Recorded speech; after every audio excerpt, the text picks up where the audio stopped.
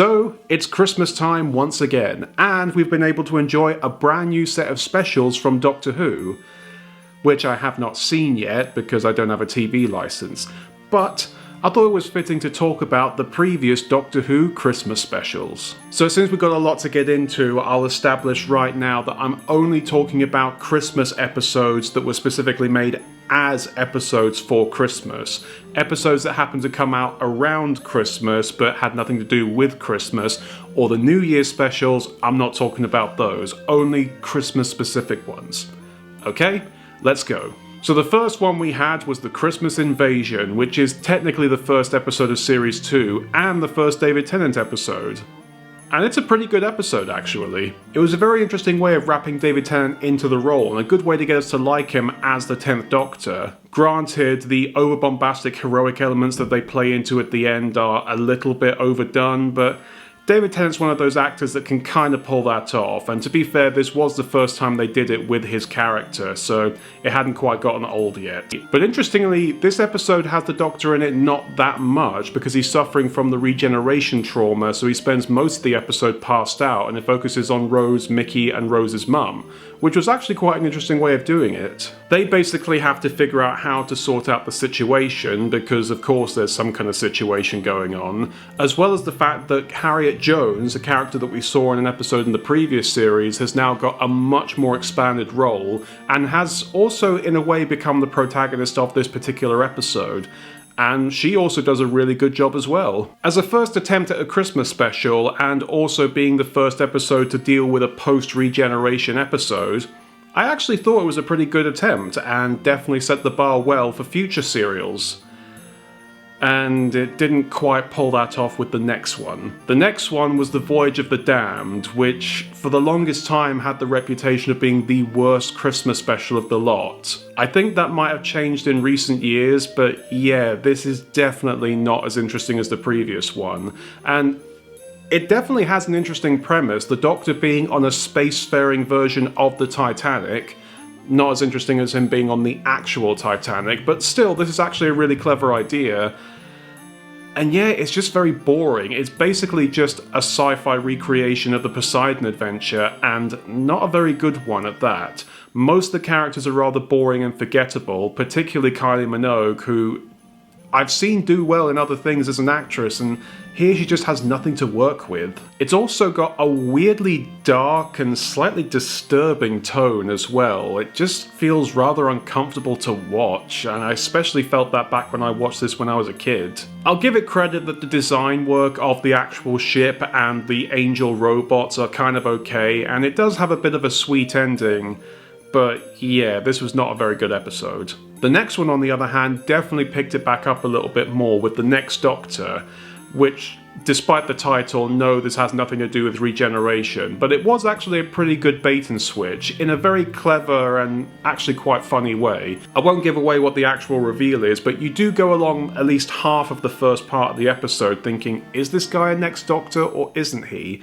And the reveal about how it's actually working is actually a pretty good twist. I also really like the Victorian and kind of steampunk aesthetic of this episode, with the Cybermen being in Victorian times, but obviously they have to get on with their regular agenda, but without the regular technology that they have access to. I also really like David Morrissey's performance in this. It is very hammy and a little bit kind of old-fashioned adventure, but it's quite nice, and again the reveal about who he really is does kind of explain his rather hokey performance a little bit, but it was quite enjoyable. Very corny, I'll grant you, but it was an enjoyable episode. Next, The End of Time Part 1 and 2. I had a debate with myself on whether or not I should include these because they barely have anything to do with Christmas, but they were made as Christmas specials and they are technically set around Christmas, and it was also meant as the kind of final hurrah for David Tennant's run, so I feel I should talk about it.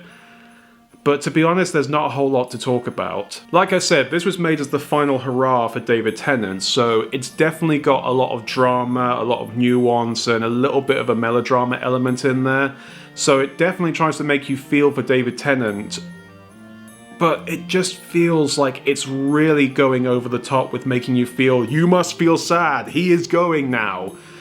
And yeah, we know that, but it just feels like they're going a bit too overboard with it. Also, these episodes feel super padded. There's a lot of elements in it that they didn't really need to have in there, like the stuff with the Vin Voce, that was pointless. The stuff with the rich guy wanting his daughter to live forever, that was pointless.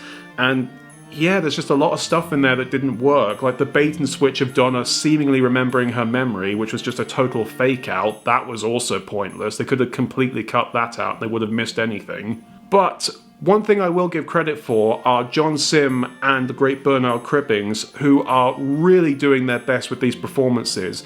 John Sim's version of the Master in these episodes is a much more of a manic kind of desolated hermit, as opposed to his genius politician manipulator in the previous episodes he was in. And Bernard Cribbins does an amazing job with incredibly powerhouse, heartfelt performance, and his interactions with David Tennant are really the highlight of the episode. So those parts I do recommend, but yeah, it wasn't one of the better episodes, and it also led to the infamous I don't want to go part at the end, which, me personally, I had no issue with that, but yeah, it has become a very big joke over the years. But it all got picked up again with the next one, Christmas Carol. This was the first one to have Stephen Moffat as the head writer and the first to have Matt Smith as the Doctor. And I'll be honest, I still think this is the best of the Doctor Who Christmas specials we've ever had, bar none. It's basically a very sci-fi Doctor Who-ish retelling of the Christmas Carol, but done in a really, really clever way. Even if it does kind of ignore the lore a little bit on how time travel is supposed to work in Doctor Who, particularly with the part at the end, which I won't spoil because it is an amazing moment. But yeah, based on the stuff that's happened before with time travel in Doctor Who, it should not have gone over as well as it should have, really. But overall, it was a really good retelling of A Christmas Carol, and done in a very clever and unique way that I've never seen before. Particular praise goes to Michael Gambon, who's basically this episode's equivalent of Scrooge, who does an amazing job. I'm actually surprised he never played Scrooge before or after this ever again, but he is really good as this version of Scrooge in the episode. He's both very detestable in that Scroogey way, but also very sympathetic in that Scroogey way. And Katherine Jenkins, who plays Abigail and also provides the main song of the episode, which is one of the most hauntingly beautiful songs I've ever heard in my life, as well as one of the best songs in Doctor Who in general. I mean, it's a Murray Gold song, so naturally, but wow, this is a good song. So with that, I was really looking forward to seeing what we got next year, and was rather disappointed with The Doctor, The Widow and The Wardrobe. This one is probably the most forgettable out of all of the Christmas specials. It was particularly disappointing because I was really excited to see what they did with The Lion, the Witch and the Wardrobe, considering what they did with The Christmas Carol the year before. But there's really nothing Lion, the Witch and the Wardrobe or really anything Narnia related in this whole episode, and it's barely even that Christmassy either. The only real thing of note is that it mentions Androzani for the first time since the Fifth Doctor, but that really wasn't worth it for a whole episode, and yeah, it just wasn't all that interesting and rather dull, so definitely skip this one if you're going to be watching all of them. Then the next one was The Snowmen. This one was a bit better, but it wasn't really anything that great. I appreciate them putting it back in the Victorian age, because I think some of the best Doctor Who Christmas episodes are set in the Victorian era. And I actually did really enjoy the Paternoster gang, which Stephen Moffat would sometimes use in his episodes, and the fact that they're in this one does help elevate it a little bit. But yeah, it's not quite that interesting. It's got some good jokes in it, but it does just kind of feel like they're setting up elements of the following series, like Clara and the Great Intelligence, which, it's okay to do stuff like that in the Christmas special, but yeah, it feels like they could have done more with this, and they didn't really do anything at all. Then the final one featuring Matt Smith's Doctor was The Time of the Doctor, which was effectively part of a sort of 3-episode, or I guess 2 episodes and 1 movie special for the Doctor Who 50th anniversary, that being Name of the Doctor, Day of the Doctor and Time of the Doctor, and I guess technically Night of the Doctor, but a lot of people don't count that one. But regardless, this was a really good episode and a really good send-off to Matt Smith as well. It definitely has the loosest of Christmas connections, but again, it's meant to be a send-off, so it makes sense. But unlike The End of Time, this one's a really, really good one. It's definitely got much greater sense of triumph. It's nowhere near as melodramatic. There is a little bit of melodrama in there, but it's nowhere near as bad as the previous one was. And yeah, it's just a really good send-off to the 11th Doctor, and it's also a really good compilation of all some of the best villains we've had in Doctor Who, particularly the Stephen Moffat era. So yeah, I definitely recommend this one. Then there was the first of the Capaldi era, Last Christmas, which this one, again, I thought was rather disappointing. I felt that there was potential with this, not just with the element of Santa being in it, who is played by Nick Frost, who does an amazing job, but also it introduces us to a new villain, which is definitely in the vein of those kind of meta villains that Stephen Moffat does so well, like the Weeping Angels and the Silence, with the Dream Crabs. But yeah, it just kind of felt a little bit messy and a little bit preoccupied because most of the episode focuses on Clara and the issues she went through from the series finale in the previous series, which that would have been fine on its own, but it does feel like we're being distracted from some of the other more interesting elements in this episode, so yeah, this one definitely felt like a bit of a mess, but it does have a few decent moments in it. Then there was the Husbands of River Song, and this one was kind of okay.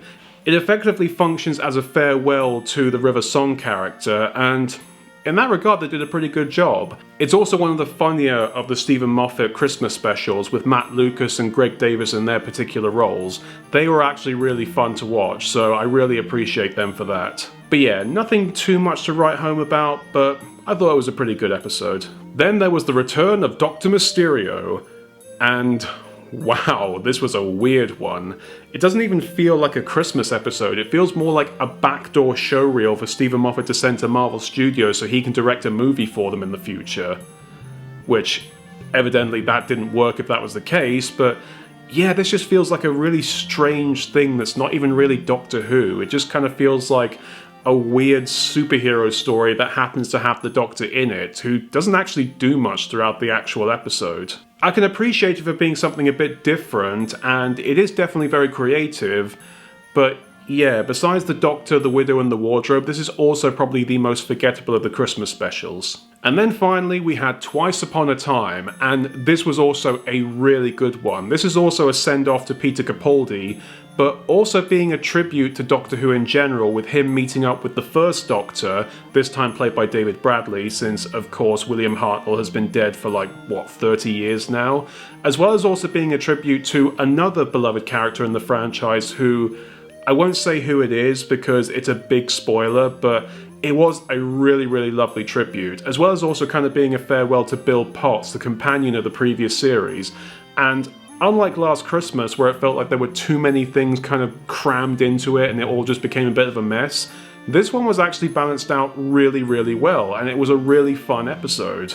David Bradley has proven himself as an amazing replacement for William Hartnell, and he keeps on coming back to play the character, and he does an amazing job every time. I really love seeing him in this particular role. This one also has a slightly darker tone to it, but unlike Voyage of the Damned, it actually works out pretty well, and it all ends up ending pretty nicely. So yeah, as technically the final Christmas episode, at least so far, it was a pretty good one to end off on. Now, of course, like I said, there were the New Year's specials under the Chibnall run, and I have seen those, but to be honest, I don't really want to talk about them because, one, technically they're not Christmas specials, two, I barely remember anything from any of them, and three, well, it's Chibnall. I know if I talk about him enough, I'm going to get a serious load of hate in the comments below, so probably best we skip those. But we are getting a return to the proper Christmas specials with The Church on Ruby Road this Christmas.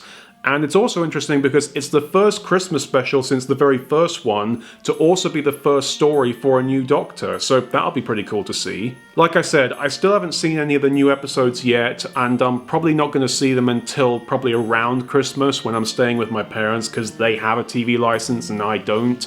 But either way, I'm excited to see what this franchise comes up with next. So, have a good time and Merry Christmas.